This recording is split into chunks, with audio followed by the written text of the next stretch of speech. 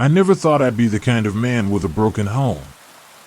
At 52, I'd spent most of my life trying to be steady and dependable. My name's Daniel, and I worked in construction management for nearly 30 years. Have you ever been underestimated? Ever tasted the sweet victory of justice? Hit that subscribe button, drop a like, and stay with me, because this is the story of how I turned heartbreak into the ultimate triumph. I was the guy who fixed things when they broke. Leaky pipes, cracked foundations, you name it. But what do you do when your own life cracks wide open? It started with the late nights. My wife, Lisa, began working out more often. She bought new clothes, started spending more time with her trainer, a guy named Connor. He was 28, full of himself, muscles carved like a statue, and a grin that made me want to punch a wall. I didn't need anyone to spell it out for me. I could see it in her eyes. The way she stopped looking at me like I mattered. The way she laughed at his dumb jokes and rolled her eyes at me. But the worst part wasn't that she betrayed me. It was the way she made me feel small. "Daniel, you've gotten so boring," she said one night, tossing her hair like I wasn't standing right there. "Connor actually listens to me. He makes me feel alive. You just exist." That cut deeper than any knife. My chest felt tight. My hands shook. I wanted to yell, to throw something, to demand respect.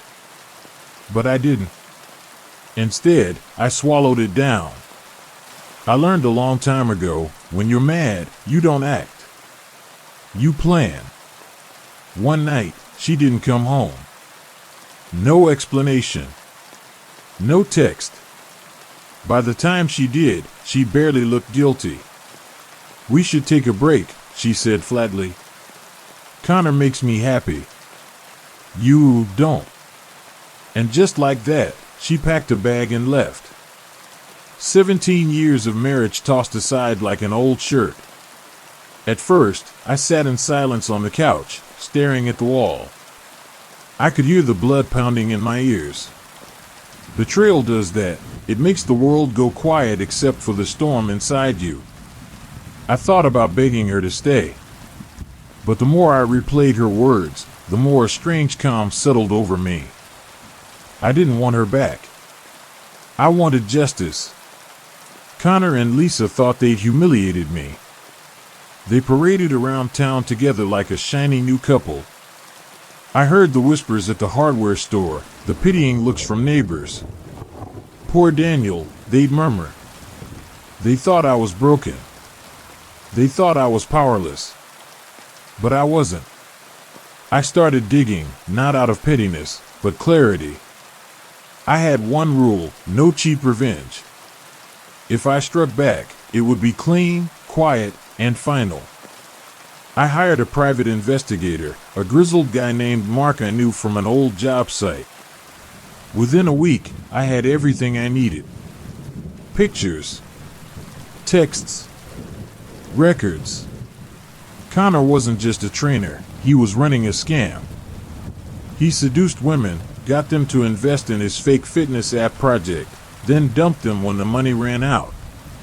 Lisa wasn't his first victim, she was just his latest. The thought should have made me feel sorry for her. It didn't.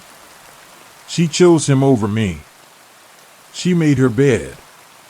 I wasn't going to confront them yet. That would be too easy. I had something else in mind. Something that would ruin him and make her see exactly what she'd thrown away. And so, I waited. Waiting is an art. Most people think revenge is about speed, acting while you're still angry. That's how you get caught. That's how you look bitter. But real revenge? It's patient. It's silent. It's like a seed you plant in the dark, knowing one day it'll bloom. For weeks, I went about my life like nothing happened. I showed up to work. I smiled when neighbors asked how I was. Even Lisa stopped by one afternoon, looking smug in her new designer jacket. Connor was with her, arm draped over her shoulders like he owned her.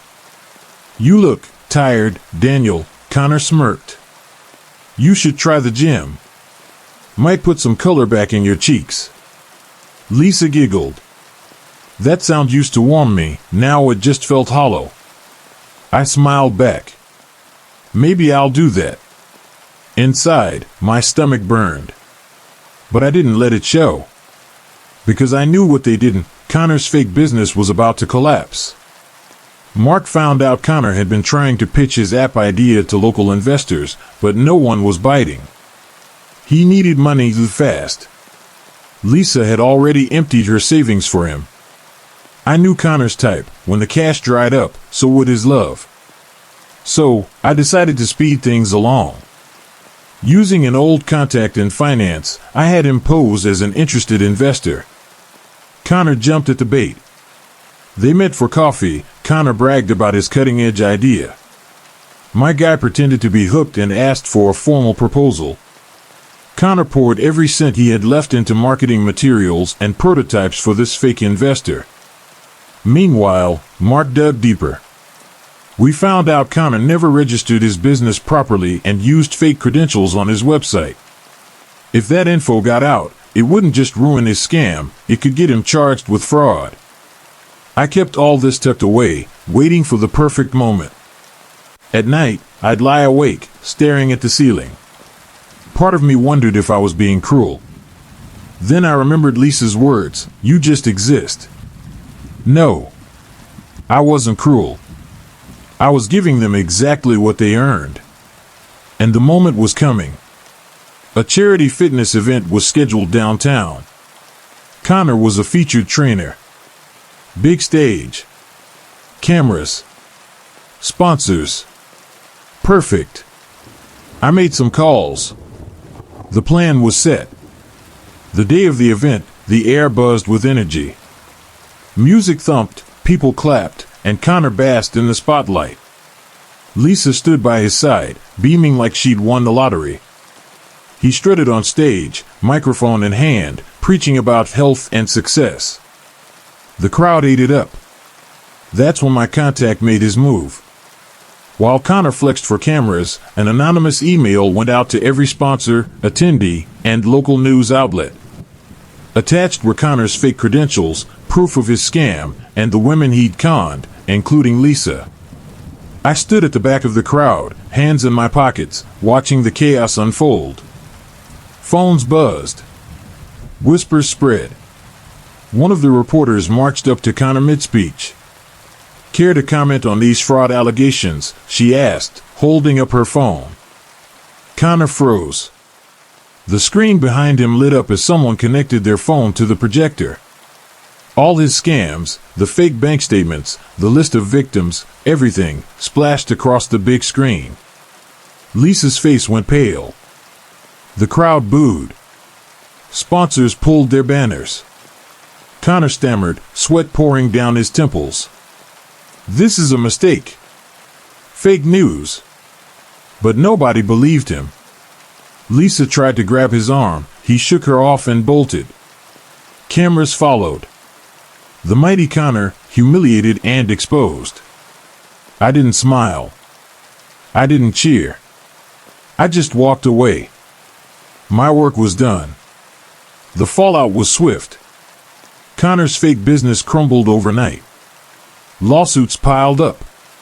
Rumor had it he fled town, broke and disgraced. Lisa showed up at my door a week later. Her hair was messy, makeup smudged. "Daniel, I made a mistake," she whispered. "He wasn't who I thought. Can we talk?" For a moment, I looked at her and remembered all the years we'd shared. The good times. The laughter. But then I remembered the way she looked at me when she left. Like I was nothing. "No," I said softly. "We have nothing to talk about." Her eyes filled with tears, but I didn't budge. I wasn't cruel, I was free. I finalized the divorce. I sold the house we'd shared and bought a cabin on the edge of town. Quiet. Peaceful. My life wasn't perfect, but it was mine. People ask if revenge healed me. It didn't. Healing came from walking away with my head held high. But revenge? It made sure the people who hurt me could never hurt me again. And that's enough. Have you ever been underestimated or betrayed? What would you have done in my place? Share your thoughts below. I read every comment. And if you love the way justice played out, hit that like button and subscribe for more jaw-dropping real-life revenge stories.